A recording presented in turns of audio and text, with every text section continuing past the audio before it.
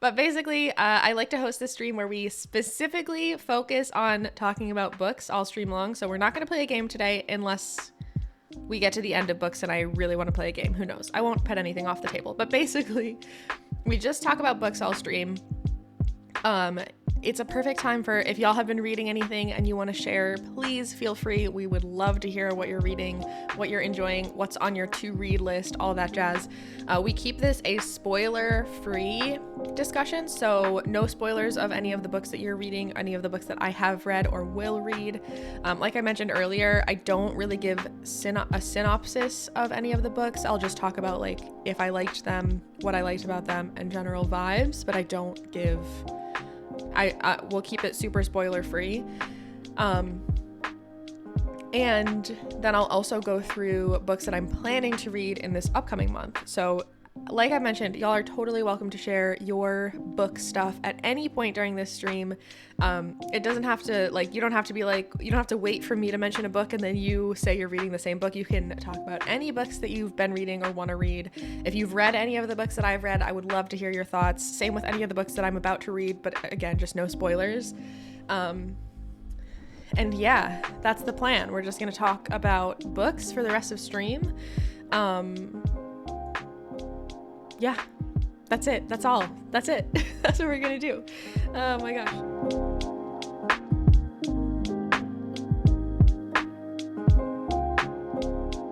So I'll start with all of the books that I did read this past month. Like I mentioned, I'll give you a little bit of a thought on what my thoughts were.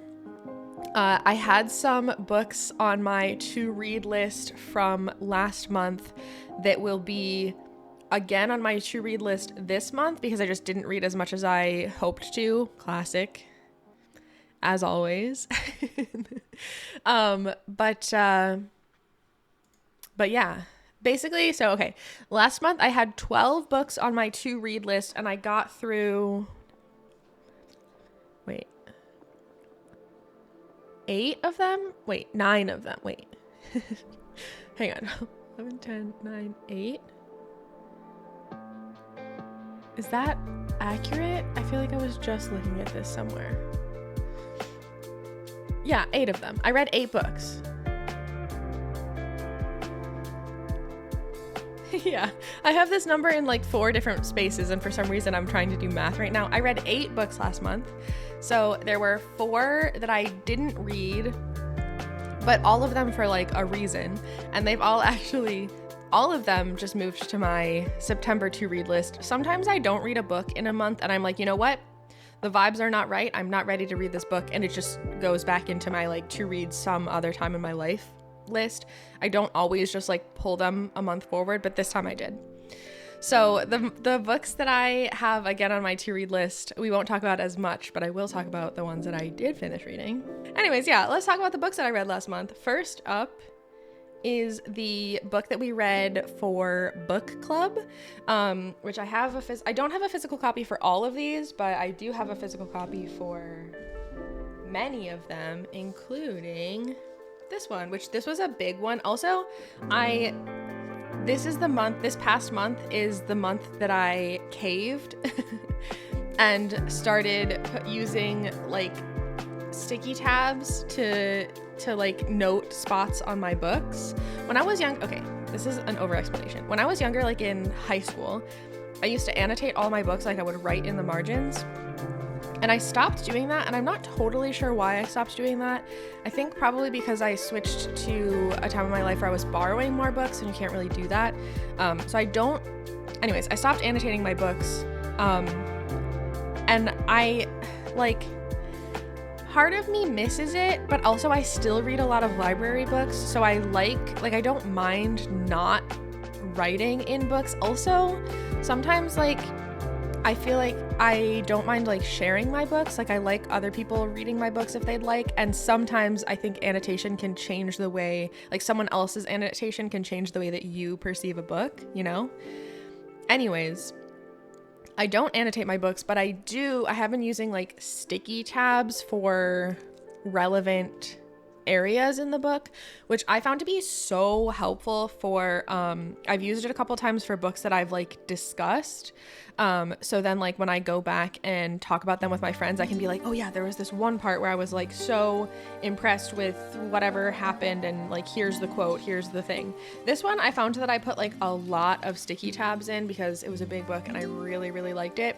And I feel like I might have hit a spot where I maybe put too many because this is like more than I can reasonably go through really quickly.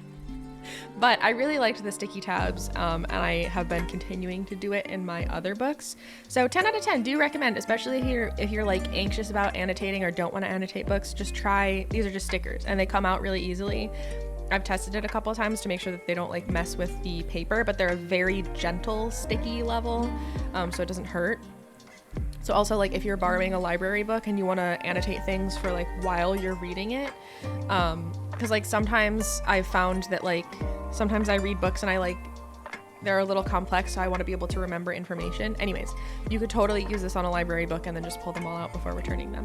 But yeah, this was our book club book, The Adventures of Amina Al-Sarafi by Shannon Chakraborty, who also goes by S.A. Chakraborty sometimes, in case if you see a book by that author, same person. I loved this one. I really, really, really, really loved this book. The main character is a lady pirate, but what's so cool is like this is solidly a fantasy book, but it has elements of like, it almost at times feels like historical fiction because some of the areas are based on real places, which was really cool. And there's like, it actually talks about some religion, which was not annoying, which was impressive to me because sometimes I don't like mention of religion. But it was like, it was very interesting. It was so cool. And anyways, but I often find I feel like very frequently in fantasy books in particular, a lot of the characters are young, like teenagers or like 20-year-olds. Like it just feels like so much fantasy is like, has this sort of like coming of age element to it that I think authors tend to gravitate to like young main characters. Do you know what I mean? Like I'm not saying I know everything, and I don't want to say like every single book because obviously that's not true, but I feel like I see that a lot. And sometimes as a person who is not a teen, I don't want to read about teens. Like I'm kind of over it. Anyways, the main character in this book is solidly not a teen, is like an older, like an adult, a mother, and I found that to be really, really interesting and absolutely impact, like that element of her character. It wasn't just like, oh yeah, and I'm not young. It was like integral to her experience of the world, and I really appreciated that and enjoyed that. Also, she was like a total badass. All of the characters were so cool. And I don't want to spoiler it, but there was this like really beautiful, incredible, like almost twist at the end, and it made me cry. It was so sweet. So loved this one. I think I would highly recommend this to anyone who enjoys fantasy, pirates, like a strong like female main character or like woman main character, but that's not a teenager. So yeah. I normally underline in pencil and tab, then have post-its for deeper thoughts. So if I lend it out, my friends can see quotes I liked. Yeah, like that's what I don't mind this for lending it out because I feel like my friends could see parts that stuck out to me, but not necessarily why or my full thoughts. But yeah, this one was really cool. I read the physical book of this, but I also used I also listened to the audiobook. I like switched between the two, and the audiobook was phenomenal. If you're an audiobook person, I would absolutely read this on audiobook because there are two narrators and they both just performed phenomenally. Like it was very much like a performance, not just reading the book, which I really, really appreciated. It was so good. Absolutely would recommend. But anyways, yeah, that's this one. There were a lot of moments that really like stuck out to me. It was very like funny. Like I had a bunch of tabs that were just for like jokes, which I thought was kind of fun. Like that doesn't always happen, but like there were just a lot of like good like one-liner joke moments, which was really, really fun. I liked it a lot. But yeah, that was this one. And like I mentioned, this was our book club pick for last month. So I thought it was pretty good. I think I gave it, what? I typically rate my books in, also I use Storygraph for all of my, like, keeping track of the books that I'm reading and writing like reviews when I write reviews. I try to give like a star rating to every single book that I read, just because why not? This one I gave 5 stars. That's what I was looking for. But yeah, if you'd like to follow me on Storygraph, you're totally welcome to. It's similar to Goodreads if you're familiar with Goodreads, but it's just not owned by Amazon. I really like it, and it has a bunch of really cool like statistics about your reading. Also, like I mentioned, I used the audiobook for this book. I switched between the physical book and the audiobook, and I use Libro FM for audiobooks. So if you're interested in audiobooks, you can check out Libro FM. I have like a little referral code there. Also, I switched away from Audible. I can rant about why, but that's how I get audiobooks if you're interested. But yeah, that was my first book that I wanted to discuss from this past month. Basically, I had a couple of physical copies of books, and then a lot of the books that I read, if you recall, and it's okay if you don't, but I had on my to read list from this past month, I had a bunch of ARC, so like advanced copies of books, and they're all digital versions of the books, but I had a lot of ARCs that I wanted to get through because there were a lot of books that were coming out like this month. So I had I think I read like 3 books that were my books, and then all of the rest were ARCs. So we have like a string of ARCs that I'm going to talk about now, which I don't have the physical versions of. I read all of them on my little Kindle. Also, if you're a reader who likes to read and write book reviews and you're interested in getting access to ARC copies for free in exchange for reviews, I use NetGalley. That's how I get digital ARC books for free, and I really like it. I've had a really good time using that website, so you can check it out if you'd like to sign up, if you are also a reader who has like some sort of social platform to share reviews. Anyways, yeah, okay. So the ARCs. I think I'm not doing these in order. These are just like in a random order. They're not really in the order that I read them in. Not that it matters. Okay, anyways. All right, first up, I did read this early on in the month. This is Fly With Me by Andy Burke, which actually was just published 2 days ago on Tuesday. So this one is out now if you're interested. Basically lesbians. So yeah, there's that. This one is a queer romance book. I'm pulling up my review so that I can give you my thoughts from like fresh after reading it. Blah, blah, blah. Okay, yeah. Sapphic couple.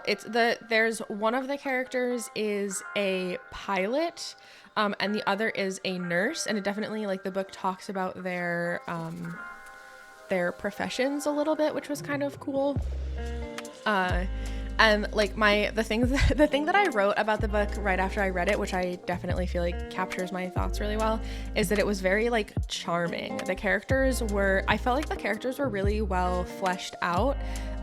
This one is solidly like a romantic book, which for me, okay, I have been saying for the longest time that I do not like romantic books or romance books. And I've been not saying that so much lately because I've actually read a lot of romance books lately that I really do like. So good job me, good job books. But I'm pretty like picky about romance books because I find so often there's like so much focus on the romance that we don't learn enough about the characters, and like if the characters aren't well fleshed out for me, that makes me just like not really believe in the romance typically, and it like can sort of hinder my enjoyment of the book overall. But this one, I feel like we really got to understand the characters, the like outside pressures on them with like their families and their relationships and all that stuff. Yeah, so I really liked this one. It had a lot of like, I feel like I'm seeing this a lot in romance where there's like a lot of like miscommunication, which sometimes I feel like people get annoyed by, but I didn't mind it. Anyways, overall, I really liked this one, especially if you want, like, it's just like a feel-good sapphic romance. You know what I mean? It does touch on a couple of like heavier topics, so pretty much as always, I would recommend just checking out the content warnings if you think that that might be something that impacts your enjoyment of the book. But yeah, I really liked it. And I also liked the pacing. I felt like it was very like reasonably, yeah, it was good. I liked this one a lot. I gave it 3.5 stars, which also I'm trying to be better about. This year I've been trying much harder to be accurate with my reviews or my like star ratings of books, because I felt like in the past I would basically only ever give a book 5 stars. It was like 5 stars or nothing, which is not really helpful for me or for my friends if I'm like trying to recommend books. So basically 5-star books are like so good that I will tell everyone I know about them. 5-star books are like, I don't know you, but I'll tell you about this book. You know what I mean? Like 5-star books are the kind of books that I want to just shout to everyone about. 4-star books are books that I liked and I would recommend to my friends. 3-star books are books that I liked, but I maybe had some problems with, or they just weren't like anything to write home about. 2-star books I didn't really like, and 1-star books I there was like a strong reason why I disliked them. That's my like general vibe. So like 3.5 stars, this book was good. It didn't hit anything in me that made me like I think that if I had related to either of the main characters a little bit more, this would have stuck with me more. So I think it just wasn't something that I wouldn't reread this book, but I absolutely liked it. And I think that I read it really quickly also. So I feel like it's very much the kind of book where like, if you just want like a feel good romance, you would like this, and it's sapphic. So it's good. No complaints. You know what I mean? I've been talking really fast. I'm gonna have a sip of water.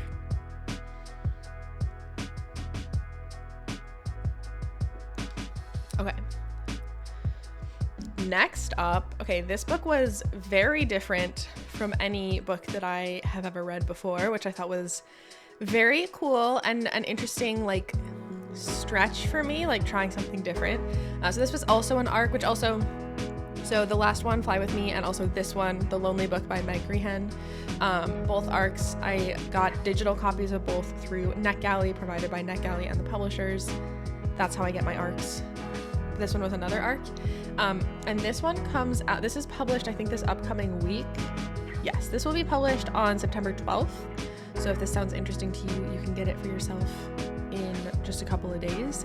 But this one was actually a middle grade book, which I don't think that I have ever as an adult read a middle grade book, or I haven't like intentionally.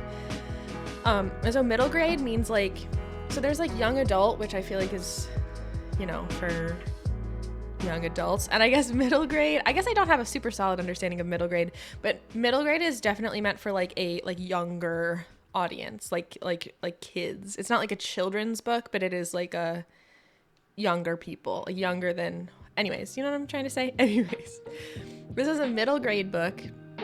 I had an itch on my nose. But I was really interested in it because it's a middle grade book that tackles some like queer representation and like discusses queer identities, which I think that like for me, it's really, really important for it to be like easy and accessible for young people to learn about queerness, race, different experiences in general, etc. And so I really wanted to read this so that I could get a sense for so that I could recommend this to people who might have middle grade readers. Do you know what I mean? And anyways, this one covers some queer identities in such a cool way because it is made for a middle grade audience, it is written from like the perspective of like a middle grade aged person, essentially. So there's like a child who the story that we're told is told through the perspective of a child, which was really, really interesting. And it meant that like that child was able to come at these like queer experiences with this like curiosity that was very like youthful and pure and really interesting to see. And I thought that was really, really cool. And so it was a very cool and organic way to express like, hey kids, here's like, let's learn about queer identities, you know what I mean, because of the way that the book was set up. So I really, really liked that. Also, the story was so interesting. It involves some like magic. I'll let you read the synopsis if you're interested in what it's about. But I really loved the story. It was just very, very, like, it was such a clever idea. The one thing that I'll mention about this book that might be like a yay or nay for you, depending on your reading preferences, is that it's written in like prose, I think is what you would consider it, or in verse. It's written in verse. That's the word I was looking for. So it's sort of like, it's not poetry, but it's written like, instead of each line being like, instead of like paragraphs, it's like, it's not, which was definitely unusual for me. I haven't read a book written in verse in a long time, and I don't think I've ever read a middle grade book written in verse, but I really liked it because I felt like the verse actually captured the young perspective really well. Like, it helped me understand the perspective of the main character, who was a child. And it made me able to like read this book pretty quickly, which I think is also beneficial for younger readers. And it definitely, yeah, it was very interesting. It took me a minute to get used to. I feel like the first chapter, I had to be like, it took me a minute to be like, wait, what's this cadence? What's this perspective? But then after that, I really like got into the zone with it, and I really, really enjoyed it. But it might be the kind of thing where like reading a book in verse might take you a minute to get used to, but I really liked it. So Res Dogs by Joseph Bruchac. No, I'll have to look that up.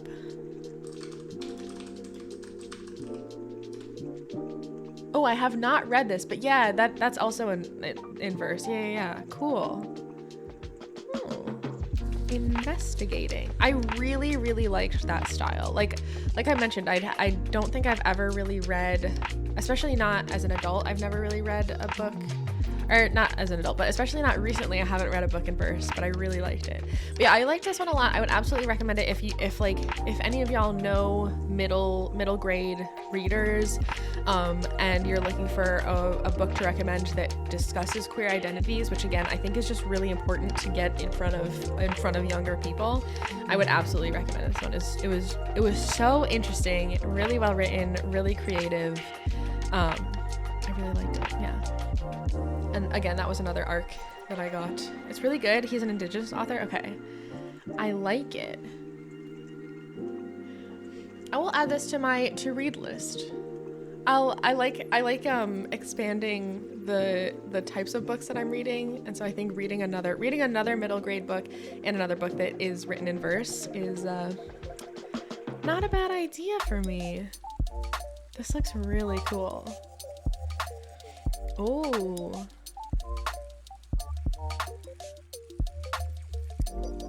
Told in verse, inspired by oral storytelling, this novel about COVID pandemic highlights the ways in which Indigenous nations and communities cared for one another through plagues of the past and how they keep caring for one another today. Honey, this sounds like such a good recommendation. I really like this. I'm adding it to my to read. Thank you for sharing. Thank you for sharing that rec. Yeah, I really liked this style. I don't think I would have picked it up had I not like basically, so when I'm looking for more like arcs to read, I usually sort by categories that I'm interested in, so I often will like look specifically at queer books, because you know, I love reading queer stuff. And so this one popped up, and it specifically said middle grade, and I sort of was like, okay, okay, let's try something new. And like I mentioned, a book that talks about queer identities, but that is geared towards middle graders, I think is really important for like adults to read, because then we can recommend it to middle grade readers. So I was sort of like, yeah, you know what? We're going to try it. And it was really good.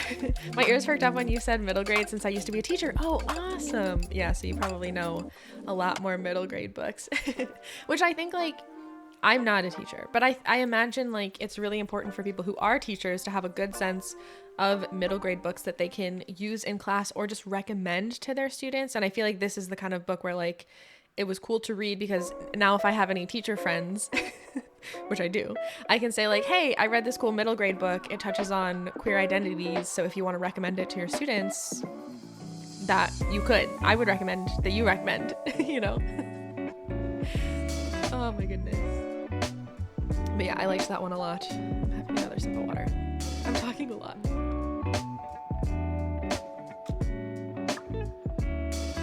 Okay, the next one that we have, this is the last book that I read last month in August, and I am still parsing my thoughts on it, which in a good way.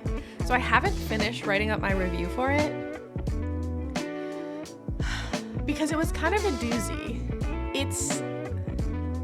So this book, Idlewild by James Frankie Thomas.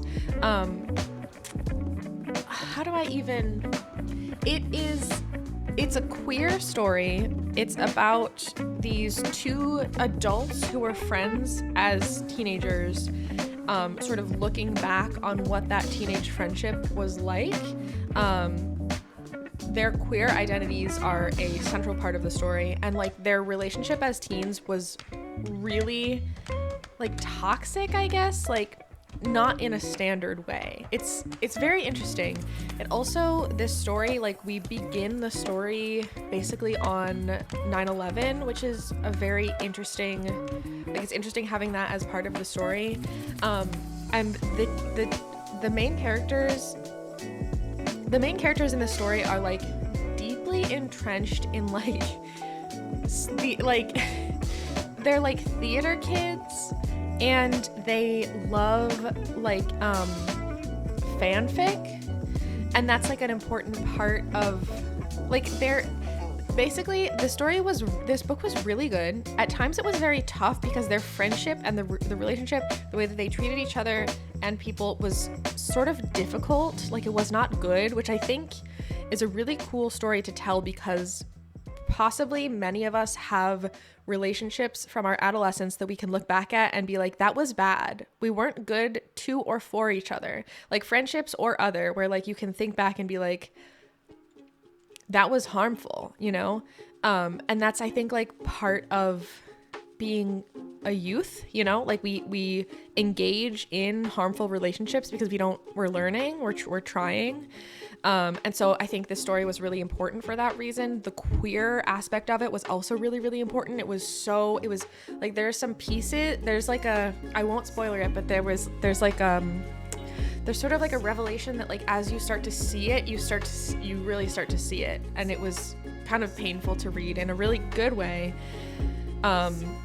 But it was like hard to read at times and very good. I think a thing that was not the easiest part of this book for me is that because of their like these as kids, they are theater kids, and I was not.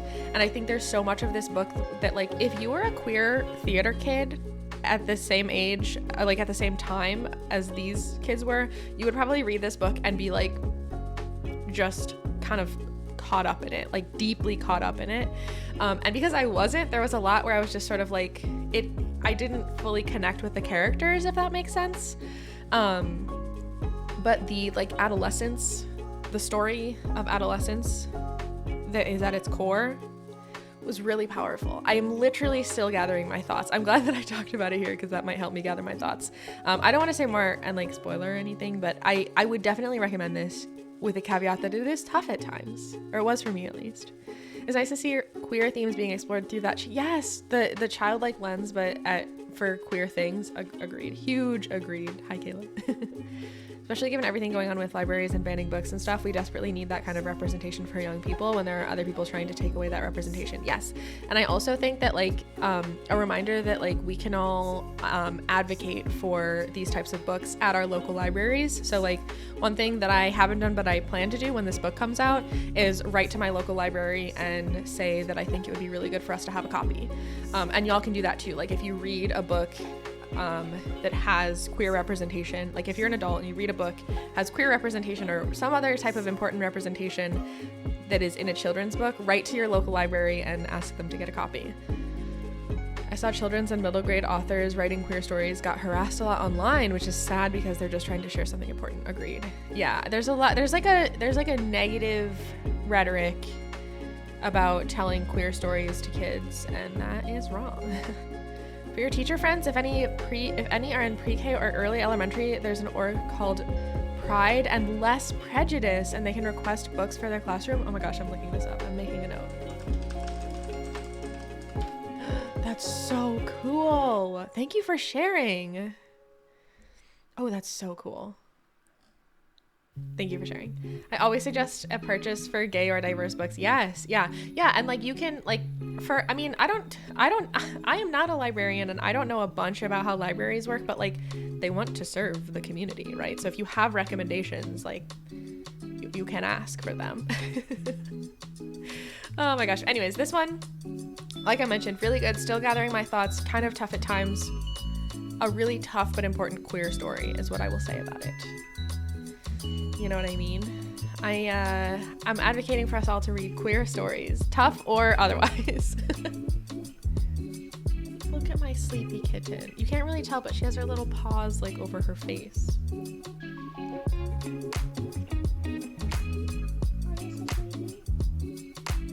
Anyways, I have another queer book to share with y'all. So the next book that I read was also another ARC. This one is published. This one will be published. A lot of libraries have a form. Yes, I think my local library has like an online form, which I haven't suggested a book before, but I am planning to suggest that one, so I'm excited about it. Pretends to be surprised that it's another queer book. Okay, this book is so me-coded. All right, the next book that I read is called Cleat Cute. This one wasn't, I think, originally on my to read for this month. Well, no, maybe it was. No, it was. It always was. I don't know what I'm saying. This one will be published on the 19th, so I think not next week, but the following week.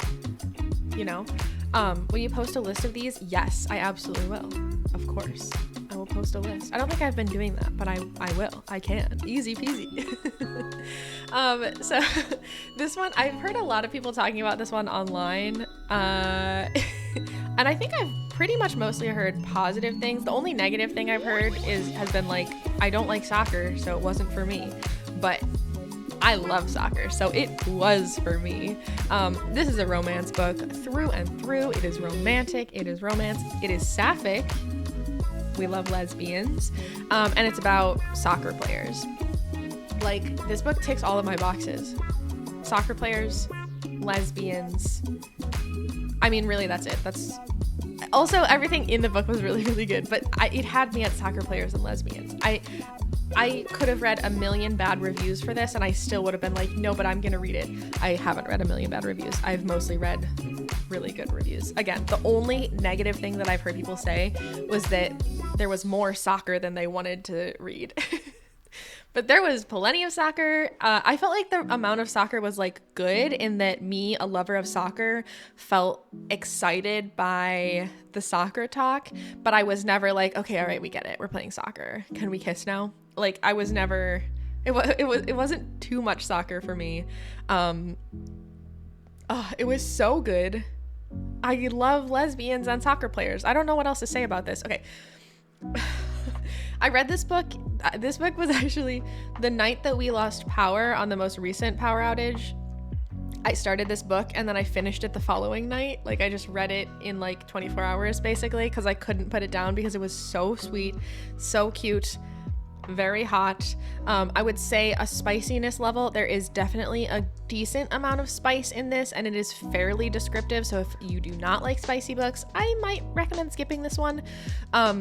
But I never found that it was like tedious. Like sometimes if I'm reading a book that has spicy stuff and it's just going on and on and on, I'm sort of like, okay, we get it. All right, can we move on now? Like I get tired of it. But this one, I felt like the author did a really good job of like, early spicy scenes were very well explained. We got to understand exactly what was going on and where. But then later spicy scenes, like if it would have repeated something that was already explained, they just sort of were like, and then that happened. Okay. You know what I mean? Like it wasn't, sometimes I feel like in spicy books, like we have a really beautifully written spicy scene and then we just copy paste that spicy scene later and swap out a few words. And that I find to be really tedious. This did not do that. There was no, like, it didn't feel repetitive. It didn't feel tedious. It felt spicy, but it felt like it stopped itself before getting annoying in my perspective. Again, I'm not a huge spicy scene book person, but this one did not go too far for me. So if we have similar levels of tolerance, you might like it. It was really good. I liked the characters a lot. Yeah, I don't know what more to say. If you like lesbians, you'd like this book. If you like soccer, or at least could tolerate soccer, you'll like this book. Like I mentioned, there's definitely a good amount of soccer discussion, but it didn't go over the top for me. This one also did a pretty good job, I thought, of sort of fleshing out the characters. I would say like it wasn't. An interesting thing about these characters is that like soccer sort of is their whole entire life. They're women professional soccer players. And so like a lot, like I know I mentioned earlier that like usually like a detractor in romance books for me is if I don't get to learn a lot about the character outside of the context of like the relationship. And like these characters are like teammates and both soccer players. So like it's a lot of soccer. But I think that like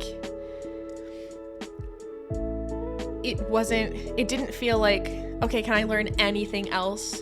It felt like reasonable, the amount of soccer that we were hearing about, if that makes sense. You know what I mean? I don't know. I really liked it. I liked the relationship. I liked the character. Also just like the characters were so like the personalities of both of the main characters, but also all of the side characters were so, all the characters were just really awesome and really lovable and really cool, which I really liked. I was rooting for all of the characters the whole time. I remember this because you and Brianna were talking about it in Yellow Jackets. Yes. I haven't watched Yellow Jackets, but I imagine if you like Yellow Jackets, you might like this. I don't know. Lesbians and soccer, okay? That's all you need to know. Anyways, I really liked this one. I gave it 4 stars. It was great. Would recommend, especially if you just want like a sweet, cute lesbian soccer player book. So go read it. Like I said, this one comes out on the 19th, so you'll be able to read it soon if that's your thing. Okay, the next one that I read this towards the beginning of the month, so I'm just gonna look at my little notes. Which this one was also an arc, but I got it. I think this one was published like on the 1st of the month of August or something like that. And I got it like right when it came out because I didn't read it before it was published. I read it like right when it was published basically. And I actually got the audiobook for this one, which was really cool. It was my first time getting an ARC copy of an audiobook. I really liked this book. It was really good, and it's definitely, I feel like it's one that I'm also still, sometimes I'll think about it like now I'm like, like it was a thinker is the best way that I could describe it. I gave it 4.5 stars, so I really like it, and it stuck with me, especially like there's like a final chapter which stuck with me so hard. It just really stuck with me. It was wild. But this book follows the main character. It follows her life from when she's like a child to like when she's an older adult, like an elder person. So that's a really cool thing to see, like through the, like, I feel like I haven't read a lot of other books that follow someone's life from like their whole entire life. So it was such a cool perspective just from that alone. But also the main like a core theme throughout the whole entire book is the oil industry, which was so interesting. And I don't think I would have ever been like, yeah, I can't wait to read about the oil industry. But you know me and my rants, like it was interesting to me. But it's like, it was really interesting. I think that like we get to see sort of the, like it is political and it is about the sort of insidious ways that the oil industry works to harm the earth. Also the ways that we rely on it so deeply that it's not going anywhere. It was very, very interesting. This also talks, like we also learn, like we sort of are faced with like privilege. It's very good. It's very, very, very good. I would definitely recommend this one. It's a thinker, so like I don't know, sometimes look at my kitty. Sometimes I like books that make me think, and sometimes I like books that I don't have to think about. This is one that I think will force you to think and like confront some of the realities of our modern life. But it's also just like a really, really cool story. And I think what is cool, sometimes I feel like I read books about big topics like the oil industry, and it's just like, it's a slog to get through because there's so much about the oil industry or whatever big topic it is. And this book I felt was a perfect mix of a big topic, but also like a personal story. Like the entire story is focused on our main character and her experience, her life as a human person, which I thought was a really interesting way to present this like bigger thought.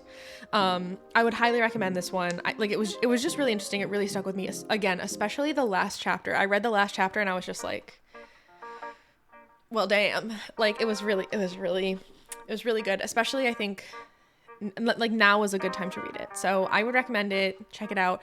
The audiobook was very, very good. I really liked it. I thought that the narrator did a really good job of capturing the main character's like energy, which is cool. So yeah, I'd recommend that one. Okay, and that's all of my arcs. So I read 1, 2, 3, 4, 5. I read 5 arcs last month, and that means like advanced copies. So I got them all for free, all from NetGalley in exchange for reviews. I give all my arcs honest reviews because why would I lie? But it was an arc heavy month. I just didn't plan very well and signed up for a lot of arcs that all came out around the same time. Oops. Anyways, I'm talking really fast. I'm sorry. Let me take a breath and a sip of water. Those were the arcs, like I mentioned, all really good. I really liked all of them, so that's good news. My last 2 books to discuss, I have the physical copy of. So the first one was The Only One Left by Riley Sager. I'm requesting Bella Rant and Bella Breathe command. Okay, you're right. Oh my goodness. We need to keep track of my rants, and I need to remember to breathe. But so this one I actually buddy read with my wonderful friend Ariel. She read it and was sort of like, you have to read this right now and then we have to talk about it, which we did. I really liked this one. Right, so I read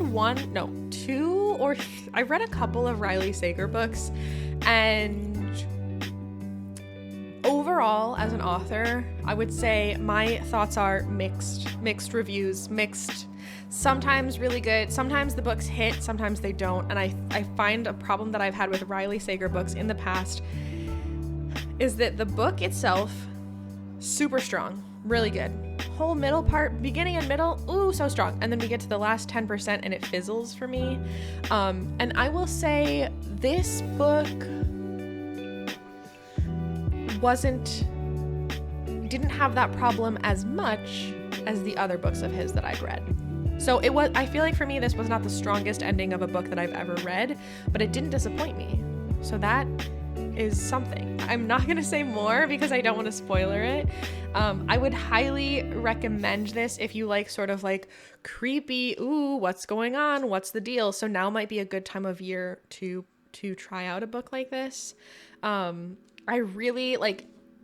think Riley Sager does a good job of making the physical location where a book takes place almost like a character of the book, and this one absolutely did that, where like it takes place on, you can sort of see just from the cover, it takes place on this house that is like right on the edge of a cliff and literally falling off the cliff, like it's at the edge of the cliff, and that as an element of the plot and like a part of the story was very cool and very poetic and had this really cool like gothic feel to it. So you might like it. I liked it. I would say I liked it. I didn't love it. It was not my like best top pick for a creepy book, but I did like it. So that's that one. Ariel and I had similar thoughts about the ending. So if anyone else reads The Only One Left and wants to talk about the ending, please call me, because I had thoughts and I won't spoiler them. And then the last one, which this was, I think, also the second to last book that I read last month, I finally got around to reading Yellowface by R.F. Kuang, or Rebecca Kuang. I've seen both. Like, my copy says R.F., but the picture here says Rebecca. I don't know. Either. Both. This book was so good. It was I found myself cringing the whole entire time. It was so cringy. It was really good. The focus, it's about, like the focus of the book is it's interesting because it's written by an author and it is about authors. Like it's about writers, and particularly like the main focus of the story is that this author, who's a white woman, steals a book idea from her deceased friend, who is an Asian woman. And it is, wow, it's very, like, the racism is so painfully blatant that reading it, I was cringing the whole time that I was reading it, because it was just like, oh my God, what are you doing? It was kind of horrendous, which I think is the point, you know? But it was also just like, it was such a, like, it reminded me at times of Crime and Punishment, where, like, okay, I read Crime and Punishment in high school, so I'm not going to pretend to know everything about it, but like a core thing that I remember about it is that like the main character like does something bad because they think that it's the right thing to do and that they're justified in it, and then that bad thing like eats them alive, right? Like is that a fair summary of Crime and Punishment? I hope that's fair. I really liked it as a book. It was also very awful and cringy to read. And like while this definitely did not follow, like it absolutely does not follow the same path as Crime and Punishment. Like it's not a rewrite of Crime and Punishment, just to clarify. Like it very significantly diverges from that plot. It had those vibes of like, you know what you have done is wrong. It is eating you alive, but you're still finding these ways to like justify it. It was very interesting. I really liked this one.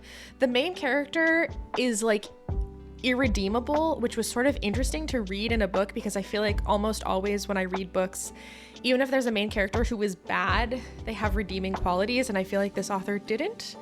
Or at least that's my opinion. I won't say more because I don't want to spoiler it. But it was very interesting. I like reading books about bad people, so I thought this one was a very good read.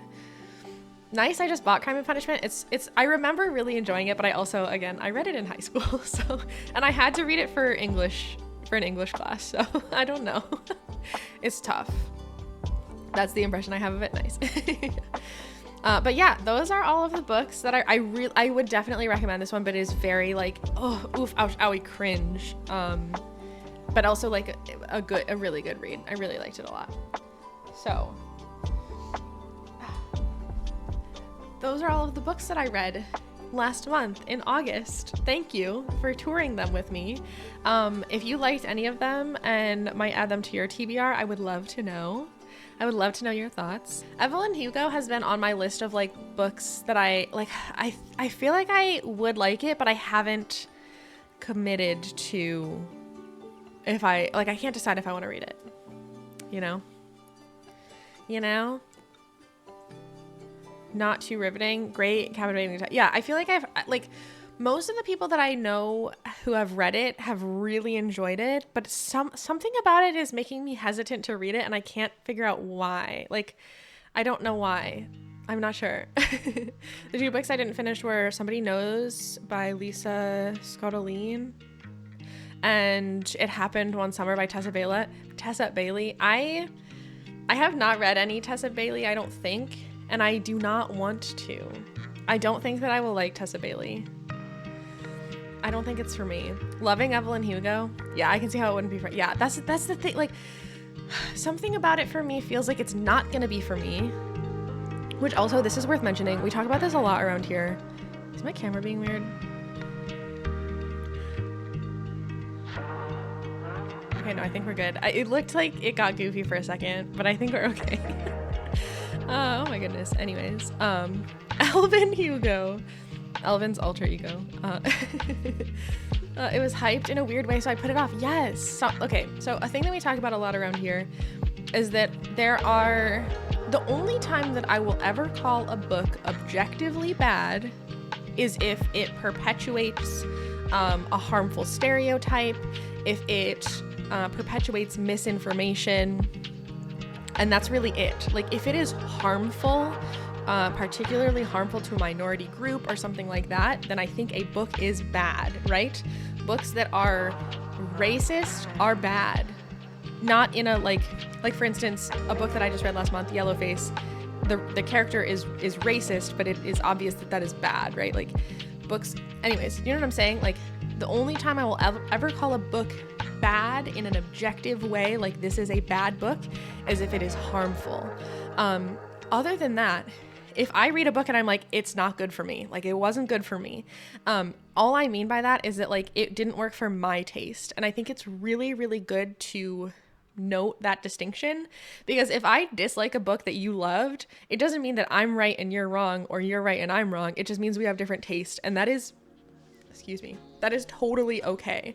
I don't ever want y'all to feel like you can't like you can't say that you loved a book that I didn't like, because we just have different tastes, and that's okay. Okay. Anyways, I have this fear for some reason that Evelyn Hugo is not going to be good for my taste, and I am weird to try it and be disappointed because it's gotten so much hype. You know what I mean? I don't know. I feel like one day I will read it because I'll need to know. But yeah, Tessa Bailey is one where I feel like a lot of people love Tessa Bailey, and I just know that she's not for me. I know that I will not like it if I read Tessa Bailey. Not for me. I mean, okay, I could be proven wrong, but I'm fairly certain. It doesn't feel like it's for me. Ren came in here for a second, but he left. I publicly admitted I hated The House in the Cerulean Sea, and Bookstagram ate me alive. Oh no. I think I'm about to read that one, right? Hang on. I think that was one that I have on my to read. It's not anytime soon, but I think it was on my to read because it's been recommended. But we can all like different things. It's okay. Yeah, I like Tessa's voice, but it's also just not for me. Yeah. There's another one. Yeah, I think there's another one by that author. I don't know for certain. It was just not for me, just like you said. Yeah, which like sometimes they're just not for me. Sometimes. Oh yeah, I'm looking it up now.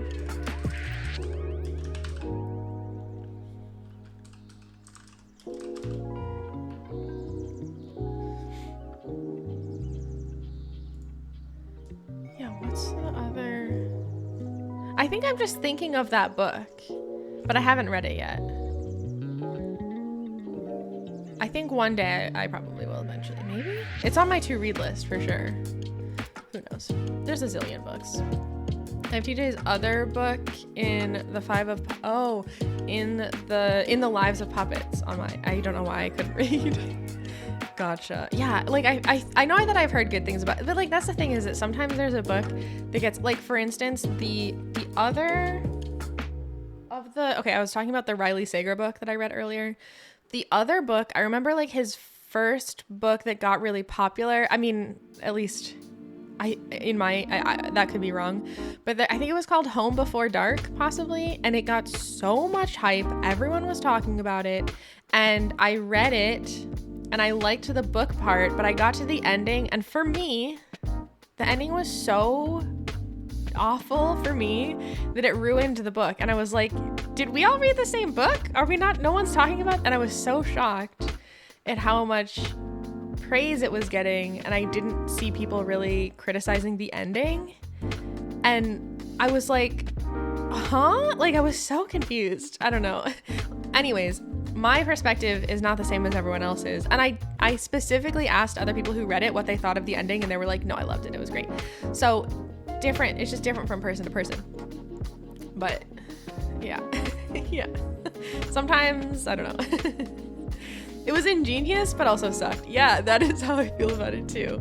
And yeah, it was just goofy. Like, it was fine. And I really, like, the book, the main part of the book really caught, like, I was so caught up in it, but I was so disappointed by the ending, personally.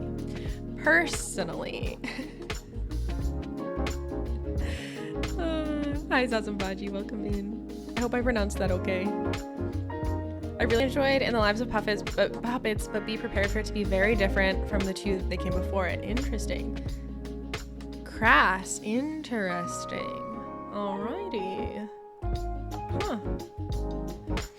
That's like, okay, I read Yellowface last month, and I'm really excited to read other R.F. Kuang books, but I've heard that Yellowface is very different from other books by the same author, which is interesting because I loved that book, and I don't know what that means for me reading other books. Like, that was the first of hers that I read. So what does that mean when I read other books? You know what I mean? I don't know. All right. Anyways, y'all. Oh, there was one thing that I wanted to mention before I go into my to read for this upcoming month, and that is, you all really read. I want to do that more. Yeah, we've got a lot of readers around here. You're in good company if you want some reading encouragement. Because also, okay, I didn't mention this in my caveat about good versus bad books. Also, there is no, like, we around here, we do not at all shame for how fast or not fast people read, or for reading quantity. I have been reading a lot lately because it has been a thing that has gotten me through some, like, stressful moments recently, and I've had some extra time. I need to move this bag out of the way. It's annoying me. Anyways, and I've had some extra time, so I've been reading a lot, but, like, the quantity that I've been reading lately is, like, way more than I was reading, like, this time last year. There are some months when I read only one book or 0 books, and that's all totally fine. So, like, another thing we don't do around here is shame people for how much they are reading or not reading. And same with reading speed. I feel like I'm on, like, the slower end of reading speeds, and I don't care. Doesn't matter. But yeah, we like to read around here. I like to share encouragement for reading. Are you into analysis, like themes and tropes, references and symbolism? I'm trying to get better at analysis and be able to, like, lean on my own analysis skills. But I feel like I'm very much still learning, and I don't have a super strong sense of, like, what are tropes. Like, what are the tropes? Like, I think there are a lot of obvious tropes that I can identify, but some of the more nuanced tropes I don't know as much. And, like, same with references. I think there's some obvious references that I can absolutely pick out, but I'm not always the best at it.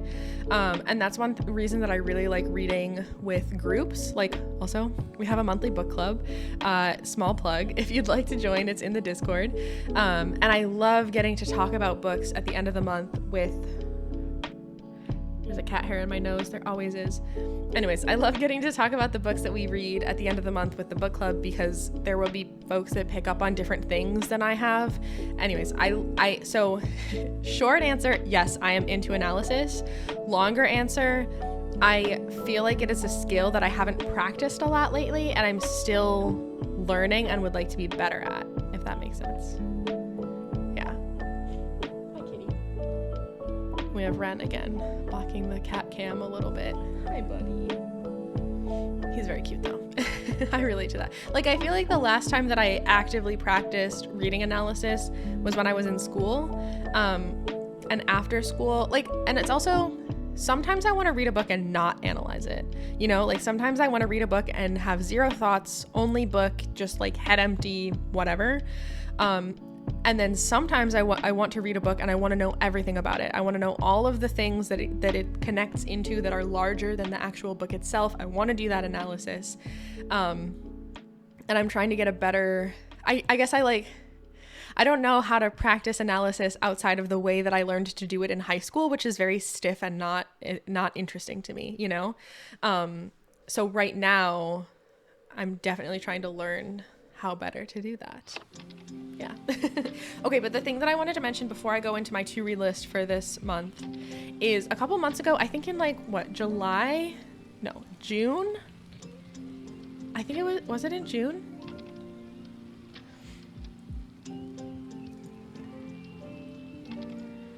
Was it July? Oh, it was in July. Okay. In July, I read this book and I like screamed about it. Not literally, but I if you recall when we discussed it in the Books with Bella stream, I literally was like, get this book, it's so good. I loved it so much. I read it, I read a digital copy. I got a digital arc of it when I read it a couple months ago, but it just came out 2 days ago and I literally picked up the physical copy because I loved it so much. And I just wanted to show y'all because, again, it's so beautiful and it came out 2 days ago. So if it sounds interesting to you, you should go pick it up because I really loved this one. This is one, it's like a romantic book. It has like a hot for teacher kind of trope deal, which was fun. But everyone's adults, so it's not in a creepy way at all.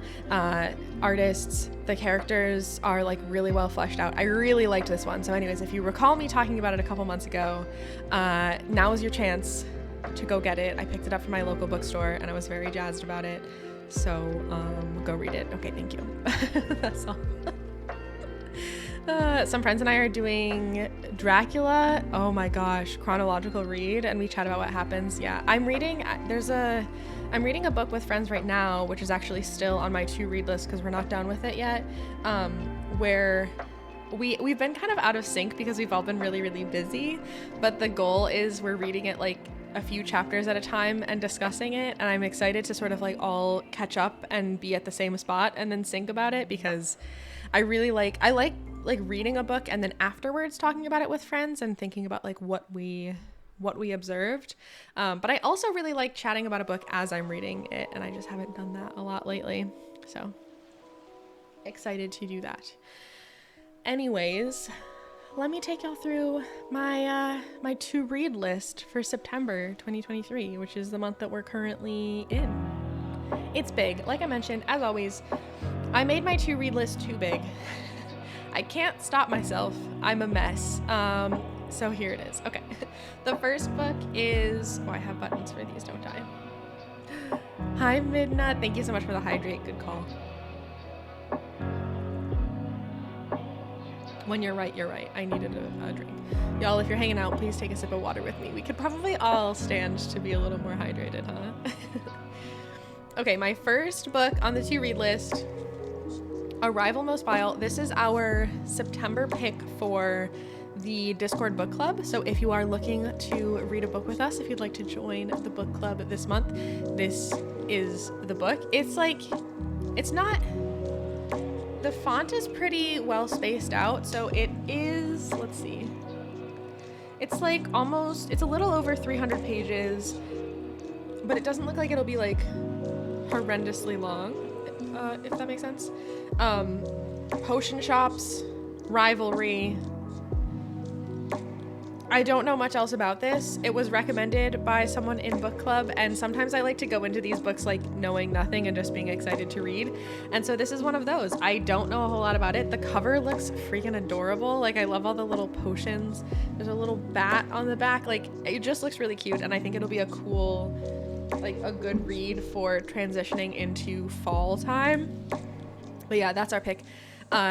Book club, the way that it works is every single month we have a book. We pick them ahead of time, which also we need to pick some upcoming book club books. So if anyone has recommendations, requests, please let me know. Oh, nice. Nice.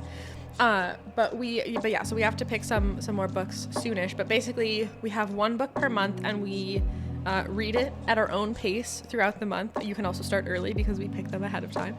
And then as we get towards the end of the month, we will pick a date to have our discussion. So the book club discussion always happens at the end of the month, but it's not always like the same day or time. We just vote as we get there because, scheduling.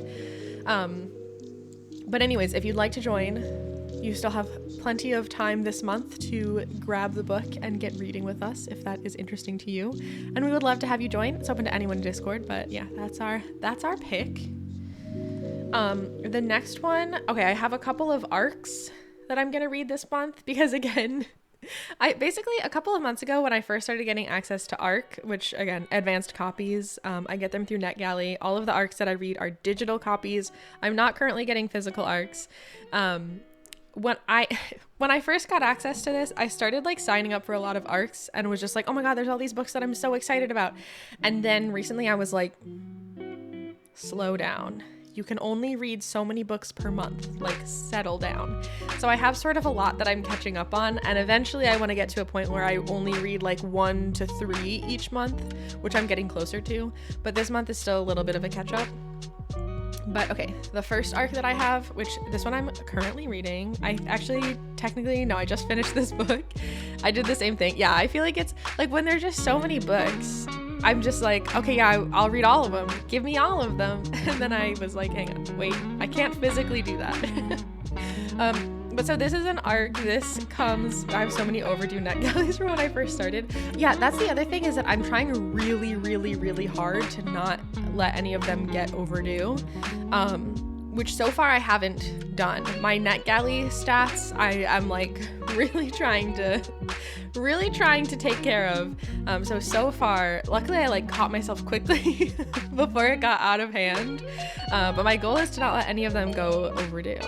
So anyways, so this book, thank you for sharing this. It will be coming out next week. This is published September 12th. So I meant to read this one last month initially, and then I just didn't have enough time. I had so many arcs.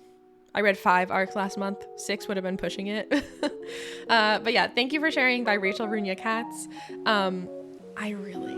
I liked this one. I'm just saying. It comes out this month, so I'll give you like a small sneak peek on my thoughts. I liked it. Really cute, really sweet. Loved the characters. Slightly spicy, but not over the top. Yeah, I liked it. This is a romantic book. It's cute. It's really good. Yeah, there it is. Like, it's weird. Sometimes it's weird when I try to do this stream at the very beginning of the month, so I haven't finished any of my 2 reads for the month yet, but I was so busy at the very beginning of the month, so this one I've already read. But I would recommend it. You should get it. But yeah, published on September 12th. Okay, the next arc that I have, really, honestly, truly, I have 2 more arcs to read this month, and both of them I wanted to read largely because of the cover. Because look at this cover. I think it's going to be really cool. I don't know a whole lot about it, but I think it's going to be really good. But this is Pluralities by Avi Silver. This one will be published next month on October 3rd. The cover looks incredible. If I recall, I think it has some queer themes, which again, you know me, I'm predictable. I love queer stuff. So I'm really excited about this one. I got access to this one a couple of months back, and I have been saving it for fall time because I think it's going to be like slightly like scary-ish vibes, not in a scary way, but in a like, ooh, I don't know. I'm really excited about this one. And again, look how cool the cover is. But yeah, so that's Pluralities, Avi Silver, out on October 3rd. The next arc, and the last arc that I have on my to-read list for this month, again, look at the freaking cover. Look at the cover. This one is called Something About Her by Clementine Taylor. This one is not out until November 7th. So not next month, but the following month. I don't remember. I got access to this one. This is one of the first ones that I got access to when I first signed up for NetGalley. So many months ago. And I've just been saving it until I usually like to space my arcs out so that I read them close-ish to when they're published, so that on their published day I can be excited and tell you about what I thought. But sometimes I'll request them way ahead of time. So this one I have had access to a while, so I don't even remember what initially drew me to it other than look at the freaking cover. So yeah, I'm excited about this one. This comes out November 7th. And those are my 3 arcs for this month. I'm planning not to add any more arcs this month. But yeah, I'm excited about all of them. And then the next one, so I have a couple of books here that I specifically picked with our summer or fall readathon in mind. So I mentioned this earlier in stream, but I will mention it again. And I will get the little command. But my wonderful friend Bookie and I are co-hosting a readathon this month. It's taking place September 16th through 30th. And the theme is summer or fall reading. So we have some reading prompts. We're going to have fun bookmarks handmade by Bookie that we're going to use as giveaway prizes. And there's some other fun. We have a TBR graphic that we've shared of our TBR. So these books are just my portion of that TBR. But basically, if you'd like to join us, it's going to be really fun. There's more information there on my Instagram. You can also find information on Bookie's Instagram and in both of our Discord servers. But yeah, the main parts for y'all to be aware of there are some reading prompts. So if you're looking for some inspiration for what to read and when to read, and you want a little community to read with, check it out. We would love to have you. I'm very excited. But yeah, my next few books in my TBR are specifically with the readathon in mind. So I might start some of these early, but they are designed for the readathon vibes. What's an ARC? Just a little confused. Yeah, totally. So ARC, I think stands for Advanced Reader Copy. Advanced as in ahead of publication, not an advanced. Anyways, basically it is a copy of a book that is made accessible to readers ahead of time before a book is published, so that you can get some reviews of a book before it actually goes to be published. So there's a lot of different ways that people can get ARC copies of books, but the way that I've been getting them is through NetGalley. I get a digital copy of a book in exchange for me writing an honest review of the book. So yeah, there's also physical copies of ARC books that people can get through publishers or through authors themselves.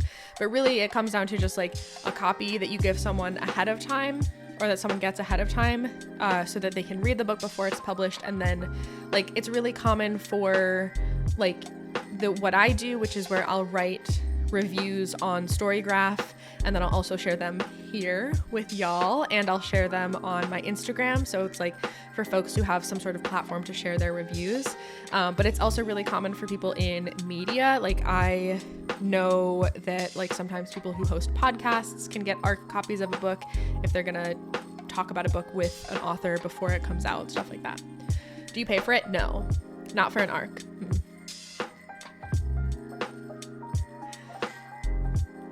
If anyone wants to comment thoughts on How to Sell a Haunted House by Grady Hendrix. Ooh, I don't know that one. I'm gonna look it up.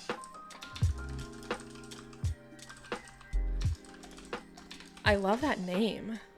Ooh, the cover too. Ooh, this looks really interesting. Yeah, I'm curious if anyone has thoughts on this book, if anyone's read it. It looks like a good one for right now. I do love a gothic horror. Oh, I can't get over how good the cover is.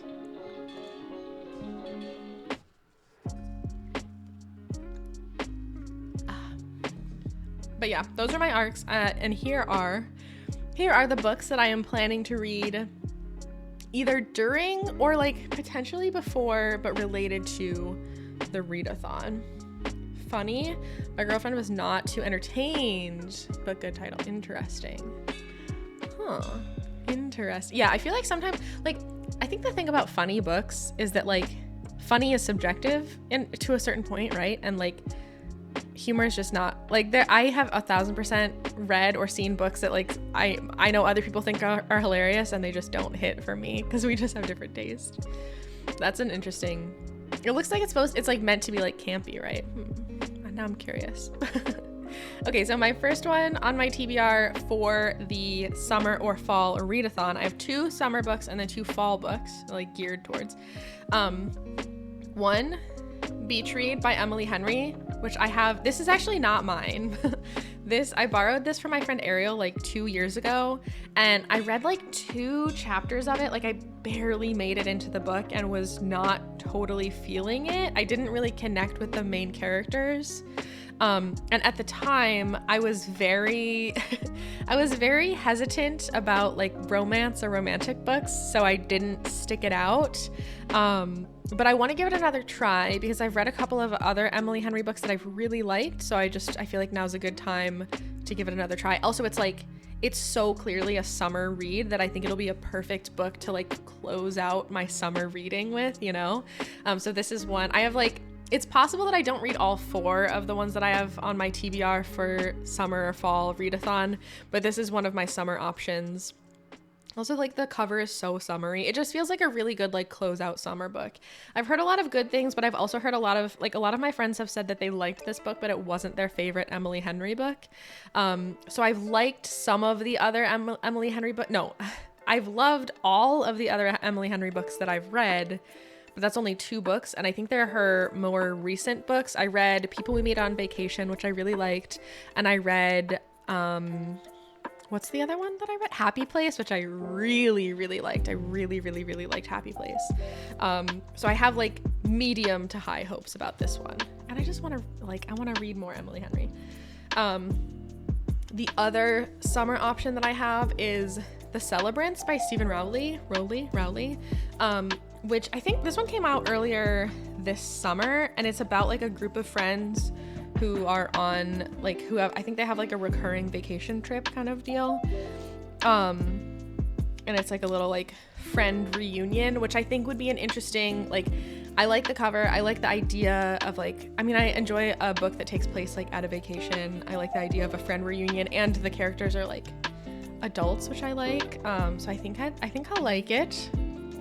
Another one of my summer options.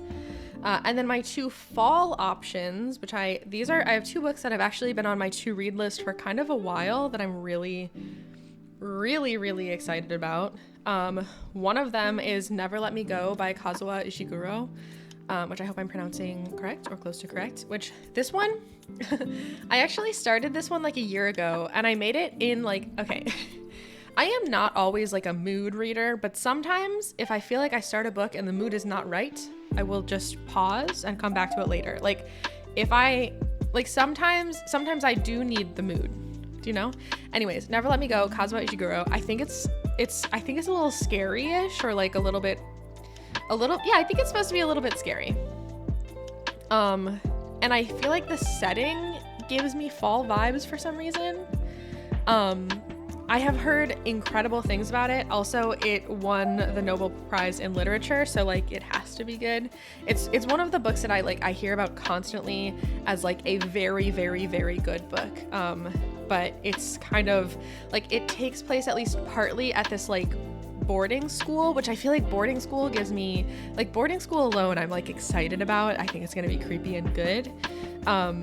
And it's like a frame story from my understanding, where, like, one of the main character is an adult looking back at her experience as a child at a boarding school.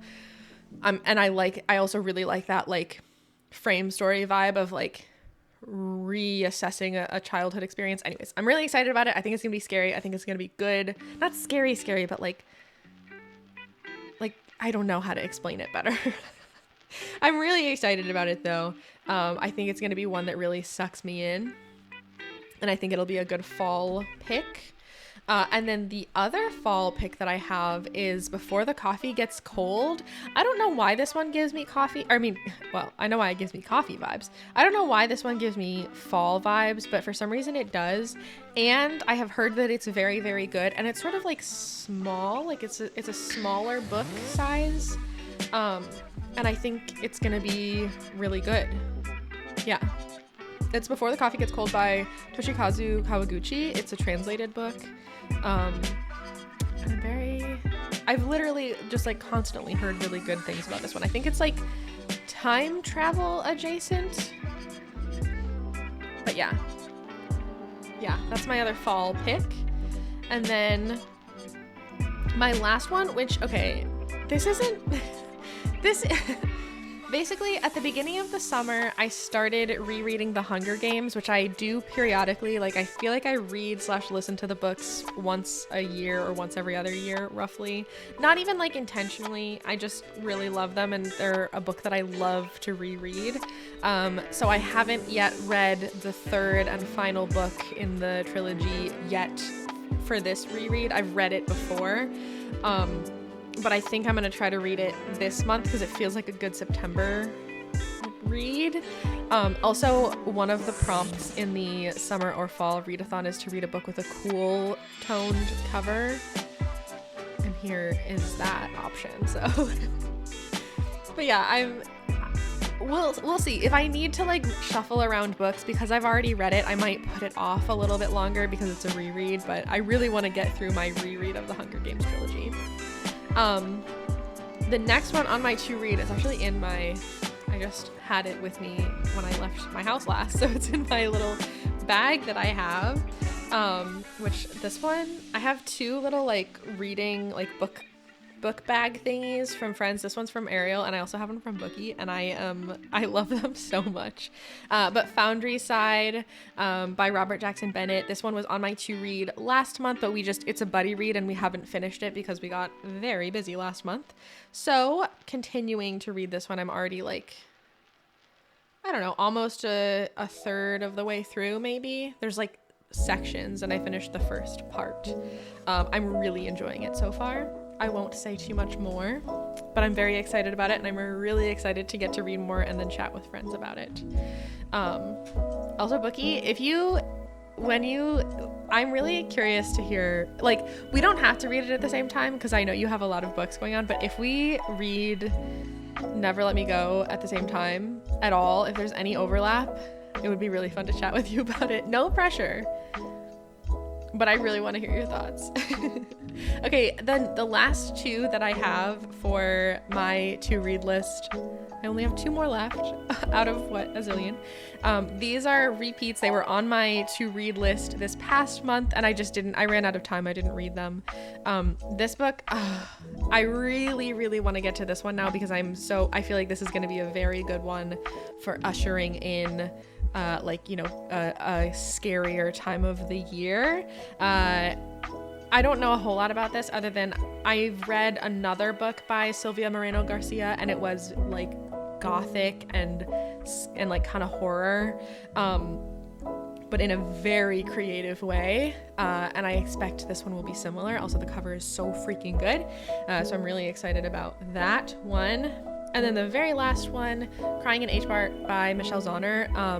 I tried to start this last month, but I tried to start this one when we were in our power outage, and I just like couldn't. I needed my brain to just, during the power outage, I was like, I cannot read any books that make me think.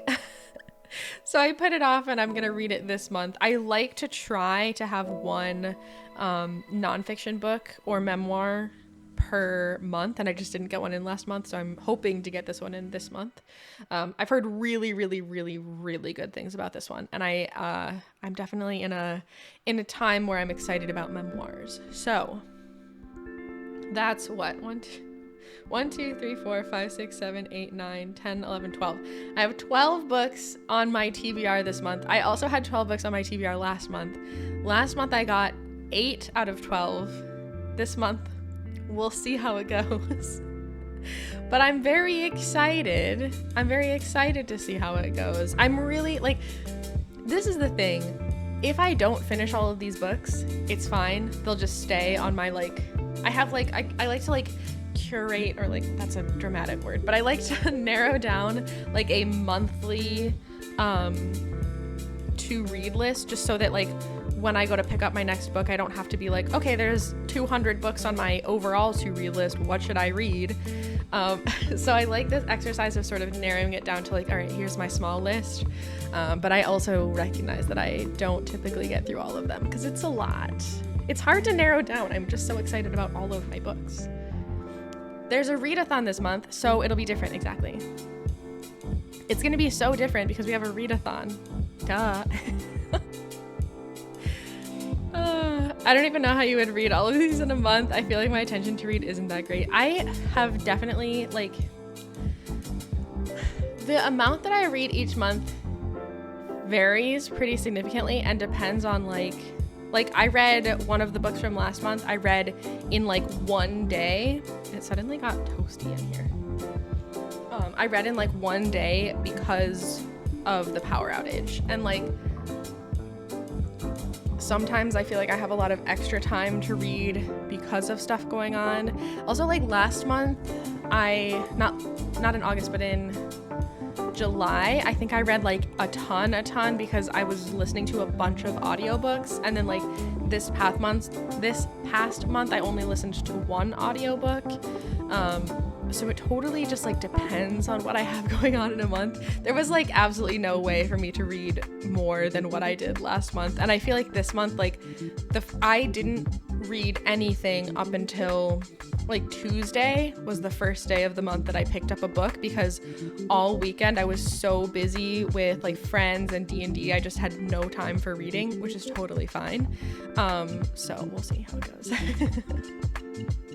Sometimes I feel like I'm not a fast reader, or I don't have time, and then I'll find a really good book and read it in 2 days. Yes, my reading, that's the other thing, is my reading attention span vastly differs based on how a book is written.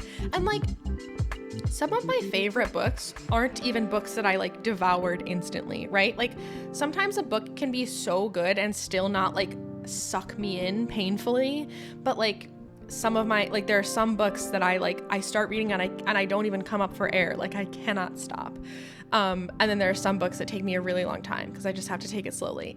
I think yeah, it just depends on the book. Sometimes they're written in a way that sucks my little brain in and I can't stop. My comprehension is also kind of trash. I have to keep reading words when my eyes go too fast, and I didn't personally understand it. I am super guilty of getting distracted and then having to reread a chapter 2 or 3 times.